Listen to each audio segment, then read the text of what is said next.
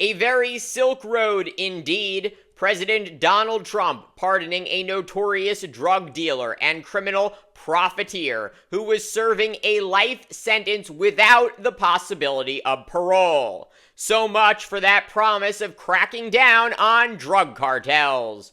Welcome to the No Spin Zone. Graph's Grievances starts right now.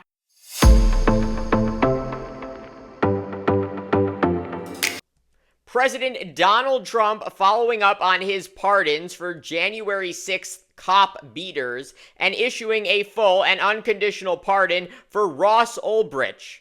In 2015, the Texas native was sentenced to life in prison without the possibility of parole after he was convicted in federal court on charges of drug trafficking to the tune of $200 million. And this is not what you might typically think of with respect to big-time drug dealers.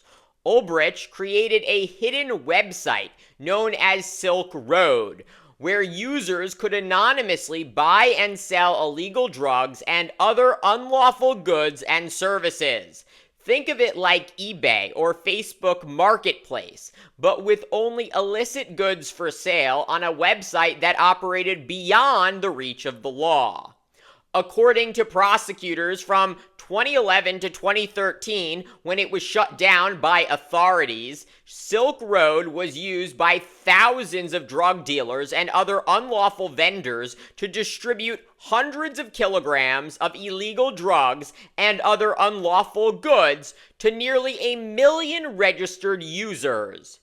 To anonymize the transactions, Ulbricht concealed the true IP addresses of the computers on the networks and thereby the identities of the network's users.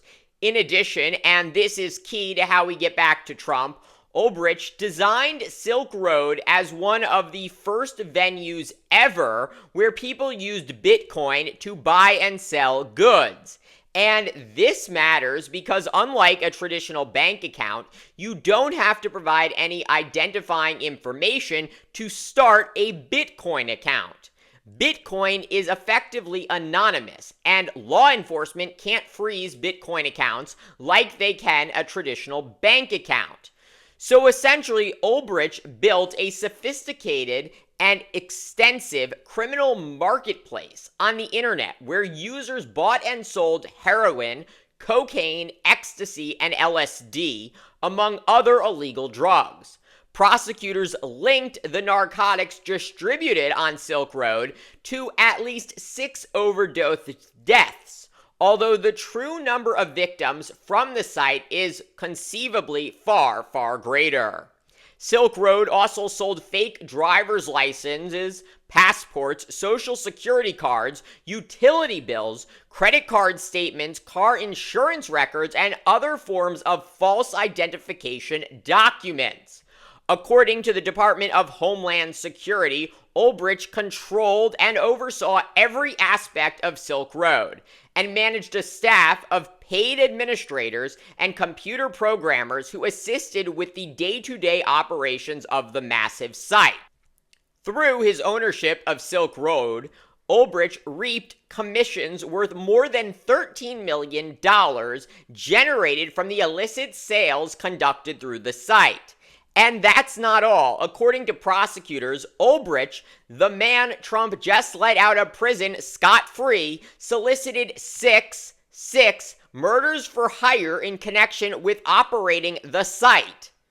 So for all of this lawlessness, a jury convicted Ulbricht on 7 criminal charges, including drug trafficking and conspiracy to launder money, and sentenced him to life in prison without the possibility of parole. That, of course, until yesterday, Trump's first full day back in office, when he issued an unconditional pardon for Ulbricht. In doing so, Trump fulfilling a campaign promise he made to the crypto industry, which spent over $130 million getting Trump reelected. The crypto bros see Ulbricht as some kind of cult hero for being among the first in the world to embrace digital currency on a large scale. And in case you are late to the party, it really, really is all transactional with Donald Trump. He will literally do anything, if you pay him enough money. Get this, on the same very day Trump pardoned Ulbricht, he also threatened China with a 10% tariff because they are, quote, sending fentanyl to Mexico and Canada, which then ends up in the United States. Previously, Trump has said he will impose a 25% tariff on Mexico and Canada for not doing more to stop that flow of fentanyl and other illegal drugs into America.